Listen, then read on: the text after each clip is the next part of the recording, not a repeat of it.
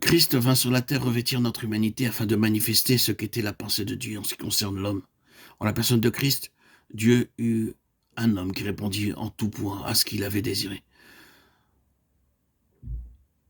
Christ comme homme n'est en aucun cas un état de fait où nous enlevons sa divinité à laquelle nous croyons sans aucune réserve, avec une certitude pleine et complète. Christ est bel et bien Dieu. Mais laissons ce côté-là de sa personne pour l'on. Occupons-nous de son humanité. Il convenait qu'il fût en tant qu'homme tenté et éprouvé jusqu'à l'extrême, et que sa fidélité, son obéissance et sa consécration connussent le feu de tous les creusets possibles. Telle est une des principales raisons pour lesquelles il vint passer quelques années sur la terre. L'offrande décrite dans Lévitique 2 représente en type, comme chacun sait, Jésus-Christ dans son humanité. Cette offrande était préparée par le feu de 3 façons différentes, au four, à la poêle et sur le gris. La four éveille l'idée de la souffrance secrète. C'est l'épreuve de celui qui passe par le feu sans que personne ne voie rien. La seconde méthode fait penser aux souffrances qui ne se laissent voir que de quelques-uns de ceux qui ont assez d'intérêt pour pencher sur elles un regard de sympathie. Le gris représente cette forme d'épreuve et de douleur qui, par sa nature même, se manifeste aux yeux de tous. C'est par tous ces chemins-là que le Seigneur Jésus a été amené à la perfection par les souffrances et tenté, comme nous en toutes choses, sans commettre de péché. Toutes les formes d'épreuves l'ont assailli. L'enfer lui-même s'est dressé devant lui, en la personne de son chef. Mais Satan épuise en vain toutes ses ressources pour faire chanceler la fidélité du Fils envers le Père. Et c'est là, dans le désert, un assaut de 40 jours.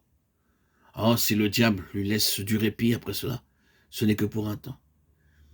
Il est hors de doute que dans la suite, le Seigneur eut plus d'un engagement à livrer avec le prince de ce monde. À propos de cette question de foi et d'obéissance, engagement secret qui nous rappelle constamment l'offrande préparée au four, qui subit les ardeurs du feu, à l'abri de tous les regards. Puis, c'est le monde qui s'est rué contre lui, la religion organisée tant juive que païenne, les parents, les amis, le jeu des circonstances sociales et professionnelles, le monde des affaires, l'assaille à l'envie, jusque dans le cercle étroit de son foyer terrestre. Il n'est pas jusqu'à la chère et pieuse mère qui ne contribue à mettre à l'épreuve ses relations avec son Père céleste. Enfin, c'est l'heure terrible où le ciel lui-même, pour finir, dresse devant lui l'épreuve suprême. Il faut qu'il soit abandonné de son Père. Son cœur en sera brisé, mais ce sera pour lui l'occasion du triomphe. Et cet abandon complet ne lui a pas plutôt inspiré son cri de détresse qu'il peut s'écrier « Père, je remets mon esprit entre tes mains ». Si donc l'enfer, la terre et le ciel semblent s'être liés pour le passer au crible, il est vainqueur dans chacun de ces domaines et sort triomphant de toutes les formes d'épreuves qu'il est appelé à subir. C'est ainsi que le capitaine, le chef de file de notre salut, a été, par les souffrances, amené à la perfection. Ceci dit, nous sommes à même de comprendre pourquoi c'est comme fils de l'homme que le Seigneur Jésus est dans le ciel. C'est le fils de l'homme, en effet, qu'Étienne voit debout à la droite de Dieu. C'est Jésus de Nazareth qui parle et apparaît à Saül de Tarse. C'est de Jésus, nom qui désigne toujours le côté humain de sa personne, que l'apôtre dit, nous le voyons couronné de gloire et d'honneur, et sur lequel nous sommes invités à fixer nos regards. C'est quelqu'un de semblable à un fils d'homme, enfin, qui apparaît à plusieurs reprises dans le livre de l'Apocalypse. La grande vérité qui ressort de ces faits, c'est que à la droite de Dieu se trouve en la personne de son Fils un homme qui satisfait en tout point à ses désirata concernant l'homme. Dieu a en sa présence, à la place d'honneur et d'autorité, un homme qui est pour lui un sujet d'absolue satisfaction et qui répond en tout point à l'idée que de tout temps il s'était faite de lui. Il y a maintenant la présence de Dieu, une humanité avec laquelle Dieu peut jouir de la plus parfaite communion.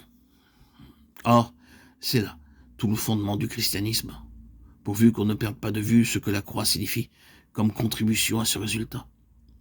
La présence de Christ à la droite de Dieu représente un événement de première importance avec lequel tous les intérêts de Dieu ont partie liée.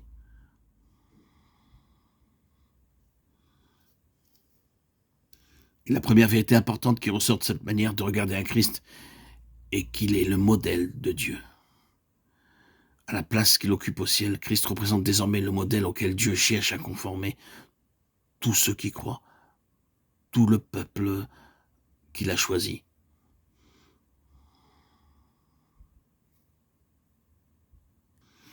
Dieu veut voir en ses enfants cet état de fait, cet état à réaliser, que le Christ, le bien-aimé de Dieu,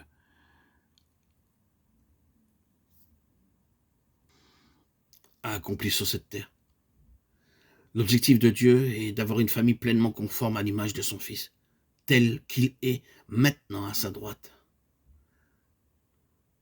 Cet objectif-là délimite et circonscrit tous ses intérêts. Il tourne tout cela autour et en dehors de cela, tout lui est indifférent. Christ est l'alpha et l'oméga, le premier et le dernier, le commencement et la fin.